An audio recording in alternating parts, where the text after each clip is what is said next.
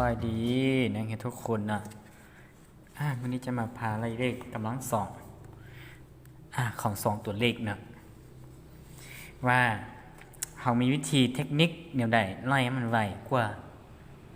เขาตั้งคูณนะพันมาแล้วเขาตั้งคูณแบบนี้12แล้ว2นี่เขาตั้งคูณเอา12มาคูณ12 2เถื่อ2เป็น2เป็น4 2นี่2นี่2นี่เอานี่2 2เลขบวกกันเป็น4เลขบวกกันเป็น4เลขบวกกันเป็น1อันนี้คือวิธีการไล่ที่ถูกต้องนะตามหลักการเนี่ยแต่มันจ้าในการใส่เจียร์ที่ไล่ถ้ามี10ข้อเอาต้องตั้งคูณนี้เมื่อนาเจียร์ละเดี๋ยวนี้ใส่ไล่ใส่เจียร์ไล่ดังนั้นเขามีวิธีเทคนิคเลยที่มันไวกว่านี้บอมันจะถือหลักการหรือถือก็ตามนะทำไล่ออกคำตอบไปก่อนถูกต้องโอเค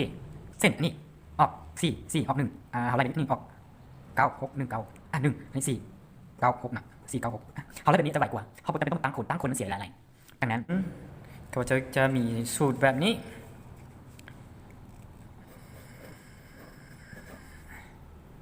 มีสูตรนี้ซะ A B นี่ซะ A B เนี่ยบ่เป็นเลขคูณเดี๋ยวนี้นะ2ตัวเลขติดซื่อ2ตัวเลขซื่อตัวทั้งหน้า A ตัวที่2คือ B ซื่อเนี่ยเท่ากับ A กำลัง2อันนี้บ่เป็นคูณเด้อเนี่ยแต่ว่าอันนี้คูณ2คูณ A คูณ B แล้วก็ตามด้วย B กำลัง2แบบนี้แต่หลักการไล่อันนี้ต้องไล่ทั้งหลังมาก่อนคือขั้นตอนที่1ต้องไล่นี้ไล่ b กำลัง2ถ้า b กำลัง2มันออกมาบอกไก่10แสดงบทจื่อถ้ามันไก่10 b นี่นะ b กำลัง2เท่าไก่10แสดงเราต้องจื่อไก่10 5สมมุติ16เอาก็ต้องจื่อ1 25ก็ต้องจื่อเนี่ยจื่อ2 36ก็ต้องจื่อเนี่ยจื่อ3แบบนี้ไปและเอาตัวนี้ขั้นตอนที่2คือเอา2คูณ a คูณ b แล้วได้เท่าไหร่ถ้าตัวกับตัว b นี่กำลัง2นะบ่มีตัวจื่อแสดงว่าไล่ตัวนี้ออกมาได้เท่าไหร่ก่อนอย่างนั้นถ้ามันไก่10ขึ้นไปก็จื่อคือกันถ้าบ่ไก่ก็ป้ามันไปป้าไว้อยู่หั่นถ้าตัวนี้มีตัวจื้อตัวนี้นะเล่มตัวนี้คูณออกมาแล้วบวกใส่ทุกถ้ามันไก่10นะต้องจื้อคือกันถ้าบ่จื้อถ้าบ่ไก่ก็บ่จื้อเขียนออกมาเนี่ยเดี๋ยวได้เอาในนั้นและตัวที่3คือเราต้องเอานี้กำลัง2ออกเท่าใดเอาในนั้นถ้าพวกตัวทั้งหลังนี่นะมีตัวจื้อก็เอาตัวจื้อมาบวกใส่แล้วก็ได้ถ้าตัวทั้งหลังนี้เขาไล่มามันบ่มีตัวจื่อตัวทั้งหน้านี่กำลัง2อีกกำลัง2ได้เท่าไหร่ก็เอาเดี๋ยวนั้นแล้วก็เรียบร้อยละเบิ่งสูตรอาจจะง่ายอาจจะซับซ้อนเนี่ยก็ยากแต่ว่าเฮาเบิ่งตัวอย่างเบิ่งเด้อมันจะบางเทื่ออาจจะง่ายขึ้น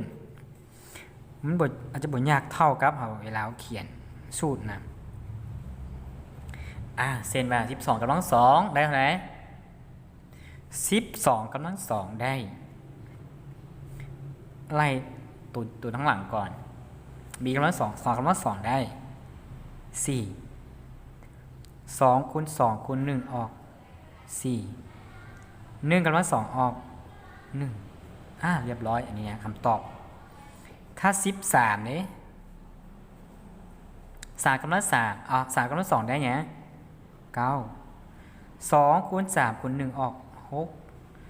1กำลัง2ออก1นี่คือคำตอบของ13กำลัง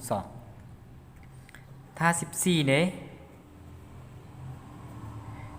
14กำลัง2ได้เท่าไหร่4กำลัง2ได้16เนี่ยปนี้จื่อแล้วไก่10เนี่ยต้องมีตัวจื่อ1 16คือจื่อ1 2คูณ4คูณ1เป็น8บวก1ออกไหม9วันนี้1กำลัง2ได้เท่าไหร่ได้1ได้แล้วคำตอบเนี่ยถ้าสมมุติเอา29ซะ29กำลัง2ออกเท่าไหร่29กำลัง2ออกเท่าไหร่อันนี้เท่าไหร่9กำลัง2ออกเท่าไหร่81เขียน 1จือ8 2คูณ9คูณ4ออก2คูณ9คูณ2ออกเท่าไหร่36บวกให้8บวกให้8เมื่อกี้เป็นเท่าไหร่6บวก8 4ออก44เขียน4จือ4 2กำลัง2ได้4บวกใส่ตัวจือเมื่อกี้คือ4เป็น8 4คำตอบคือออก8 4 1ถ้าเอาอีกจักคอ2คอแล้ว85กำลัง2ได้ออกไหน85กำลัง2ออกไหน5กำลัง2ออก25เขียน5จื้อ2คูณ5เป็น10คูณ80บวก2 82เขียน2จื้อเนี่ยจื้อ8อันนี้8กำลัง2ออกไหน64บวกให้เนี่ย64บวก8ออก2ออก72อันนี้คือ2 7เอา7 2 2 5คำตอบของ85กำลัง2แต่ถ้ามันไก่ถ้ามันสมมุตินะมันไล่มาตัวบวกครึ่งกลางนี่นะมันไก่100ถ้ามันไก่เป็น110ใส่ต้องเขียนจื้อ11ถ้าเป็น123ต้องเขียน12แล้วก็จื้อ3ถ้า135ต้องเขียน5และจื้อ13ถ้า146ก็ต้องเขียน6แล้วก็จื้อ14ถ้า150 160 170ไปก็ต้องจื้อต่างนั้น